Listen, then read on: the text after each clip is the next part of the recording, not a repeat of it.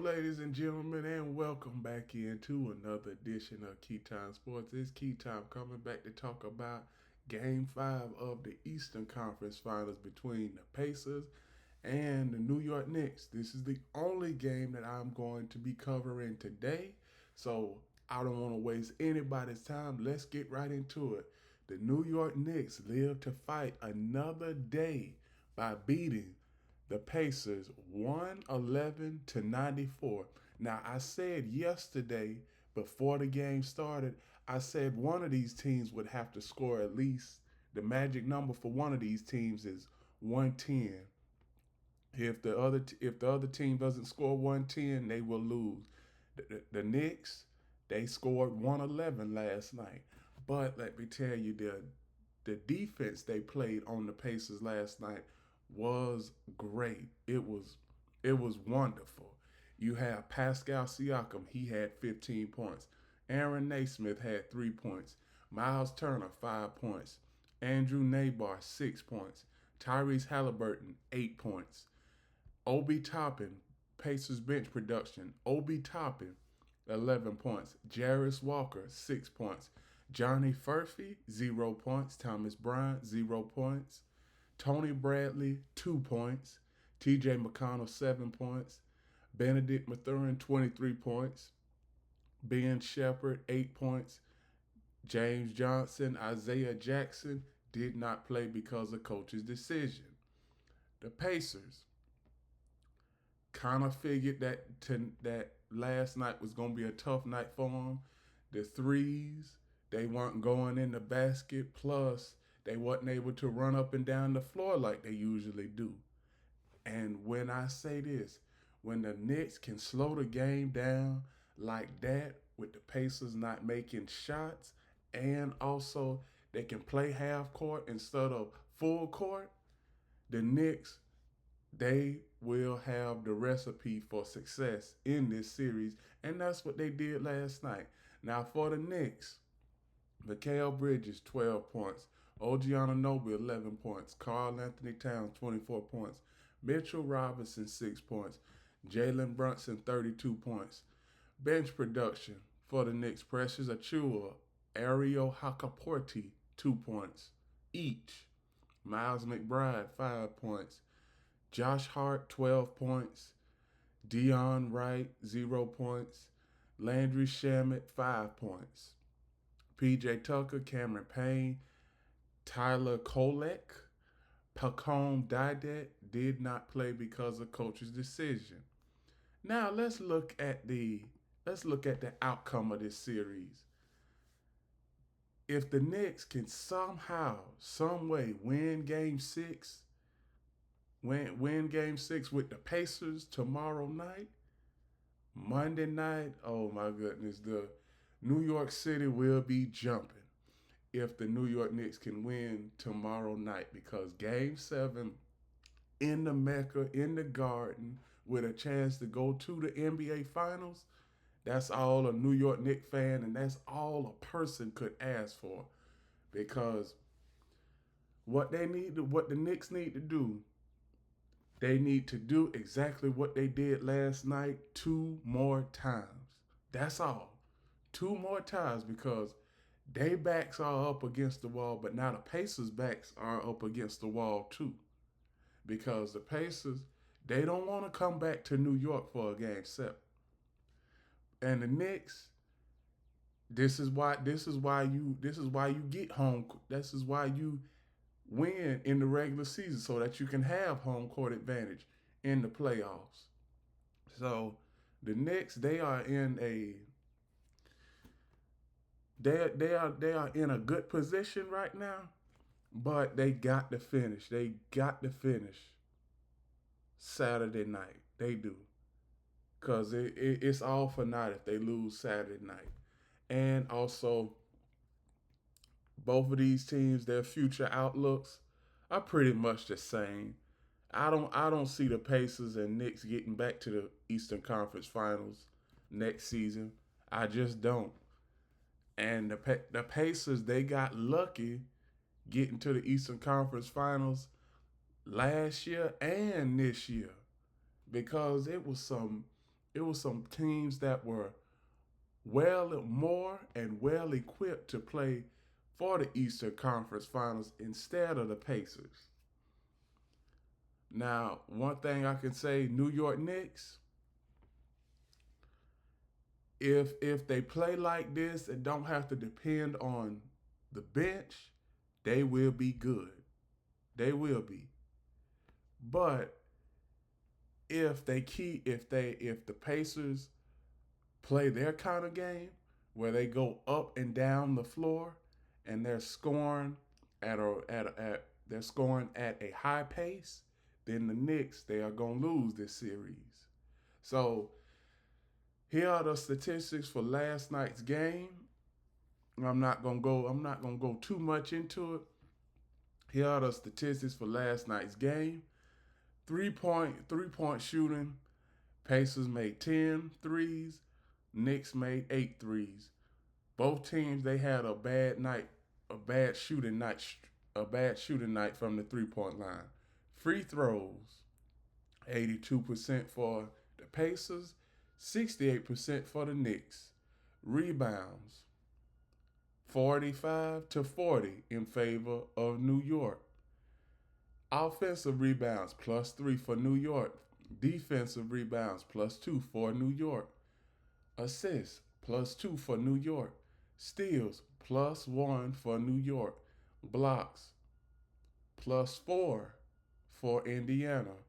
Turnovers, +5 for the Pacers. Another reason why they lost, too many turnovers. When you turn the ball over 20 times, you are going to lose any game, no matter what sport it is. And the Knicks, they turned the ball over too, 15 turnovers. That's pretty high too. But the margin at that time when they started turning the ball over, they were up like 15-20 most of the game. They were up by 15-20 most of the game. And points off of turnovers, Pacers had 15, Knicks had 20. Fast break points really wasn't much in the fast break point department. 16-15 in favor of the Pacers. Points in the paint, 60-34. That's another category where the Knicks dominated last night. Fouls, even amount of fouls at 22. Largest lead in this game for the Knicks were 22, and largest lead in this game for the Pacers was 0. They didn't lead in this game at all. So the Pacers, what they have to do is have to have a better shooting night. They need more efficiency from their players and go and win this series in Indiana. That's what they need to do, because Game 7, Game 7 on the road. I got a stat line for y'all. Road teams winning Game 7 on the road is only 45% of the time that a team on the road in a Game 7 wins, and that's in NBA history. So if the Knicks can somehow scrap their way to a win in Game 6, they pretty much take control of the series. And then Monday night there is a winner take all game between the Pacers and the Knicks. So this is the kind of story. This is the story that we want. I still got it. I still got it right here on my desk over here. I got the Pacers story if they win a championship. I got the Knicks story if they win a championship. And I got the OKC Thunder story if they win a championship. Right now, this is how I'm going to start off a story with the New York Knicks. New York Knicks win their first championship in 52 years behind Karl Anthony Towns and Jalen Brunson, and it's just blank. It's just blank. That's all.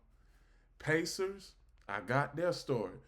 Behind the likes of Tyrese Halliburton, the Pacers win their very first championship in franchise history behind Tyrese Halliburton, Pascal Siakam, and the supporting cast, and it's blank because their seasons are still going on.